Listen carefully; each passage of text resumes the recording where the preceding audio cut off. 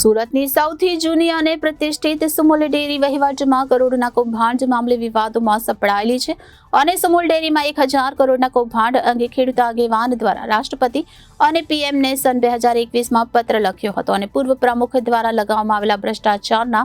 ગંભીર આક્ષેપોની તપાસની ખેડૂત આગેવાન દ્વારા માંગ કરવામાં આવી હતી।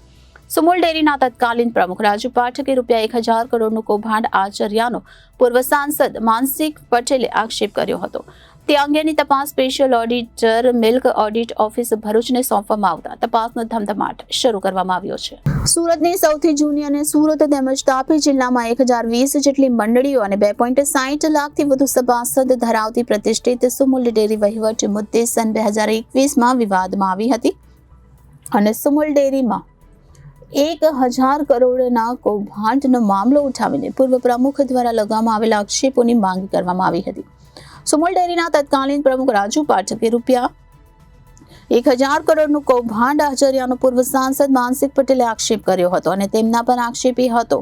કે તેમને પોતાના માનીતા લોકોને ખોટી રીતે નોકરી પર રાખ્યા હતા અને ડેરી પર કરોડોનો બોજો વધાર્યો હતો। આ ઉપરાંત પોતાના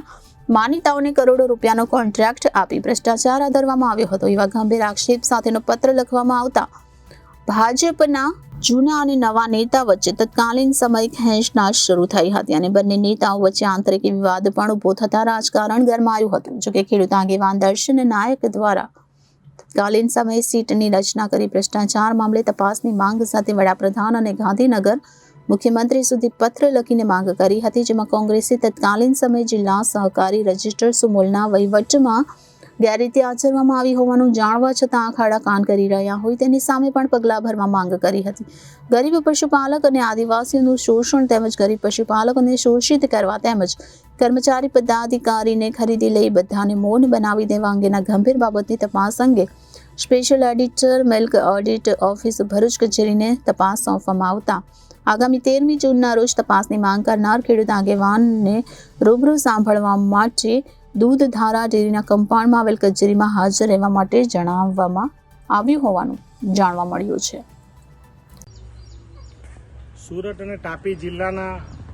5 લાખથી વધુ પશુપાલકો ધરાવતી સુમુલ ડેરી સહકારી સંસ્થાના જે ભાવનાથી વહીવટ કરવાને બદલે ભારતીય જનતા પાર્ટીએ જે મેન્ડેટ આપીને સહકારી સંસ્થામાં પ્રમુખ ઉપપ્રમુખ અને બોર્ડની જે રચના કરી હતી અને હાલના જે પ્રમુખ છે એ પ્રમુખશ્રીએ 2020માં માનનીય વડાપ્રધાનને પત્ર લખીને ભારતીય જનતા પાર્ટીના તે સમયના પ્રમુખની સામે ગેરરીતિ વહીવટી આક્ષેપો કરીને અને પોતે ભારતીય જનતા પાર્ટીના માજી સંસદ સભ્યો હોવાથી એમણે જે સુમુલને ગેરવહીવટ કરીને લાખો પશુપાલકોના પરસેવાની કમાણી પોતાના પ્રચાર પ્રસાર અને મોટા મોટા પ્રોજેક્ટમાં કરોડો રૂપિયાનો વેરફાટ કરીને લગભગ 1000 કરોડ રૂપિયાનો પ્રોજેક્ટનો ખર્ચ કરીને સુમુલને દેવામાં ઢકેલવાનું જે કામ કર્યું હતું એ અનુસંધાનમાં એક પત્ર લખ્યો હતો અને અનુસંધાનમાં હમો દ્વારા પણ વારંવાર સુમુલના પ્રમુખ શ્રી સુમુલની બોર્ડ હોય, ગુજરાતના જે તે વખતના મુખ્યમંત્રી શ્રી, રાજ્ય સરકાર સહકાર વિભાગના અધિકારીશ્રીઓને, માનનીય પ્રધાનમંત્રીશ્રીને, માનનીય રાષ્ટ્રપતિશ્રીને વારંવાર પત્ર લખીને સહકારી અને લોકોના અને પશુપાલકોના હિતમાં આ સમગ્ર બાબતની તપાસ થવી જોઈએ એ બાબતનો મેં એક પત્ર પણ લખ્યો હતો। વઠોવટ અમે લડત પણ ચલાવેલી હતી, પરંતુ ભારતીય જનતા પાર્ટી જે સહકારમાં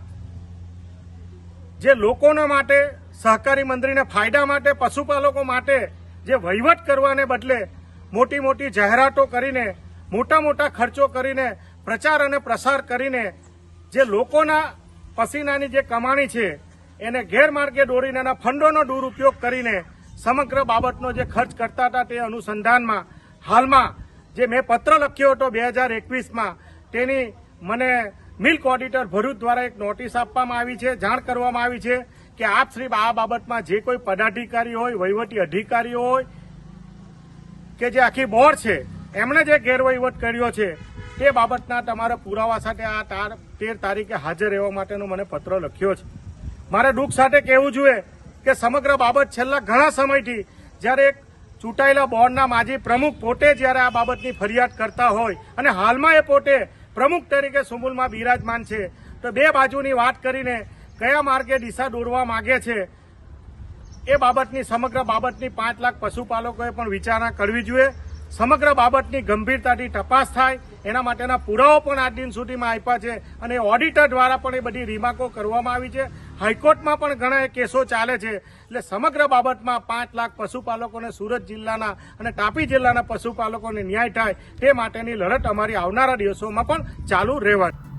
રિપોર્ટર અરવિંદ રાઠોડ, જનાદેશ ન્યૂઝ, સુરત.